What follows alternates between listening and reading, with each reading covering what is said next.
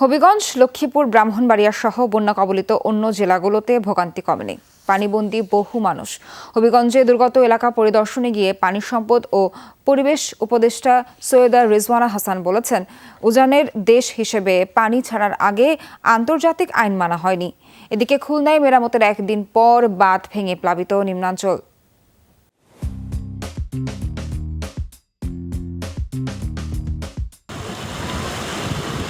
মেরামতের একদিন পরই বাঁধে ভাঙন।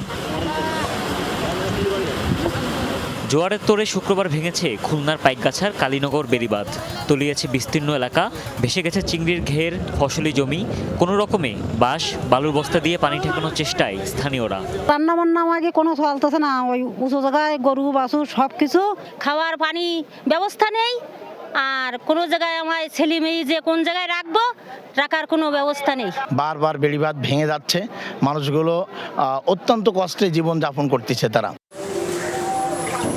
খোয়াই নদের পানিতে এখনও তলিয়ে হবিগঞ্জের নিম্নাঞ্চল। দুর্বিষহ জীবন বানবাসীদের।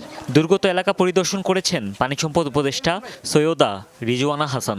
উজানের দেশ তাদের ভাটির দেশকে জানানোর কথা, যখন এরকম অস্বাভাবিক বৃষ্টিপাত হয় বা পানি ছেড়ে দেওয়ার দরকার হয় আগে একটু জানিয়ে দিতে হয়, তাহলে একটু প্রস্তুতিটা রাখা যায়, অন্তত মানুষজনগুলোকে সরিয়ে নেওয়া যায়।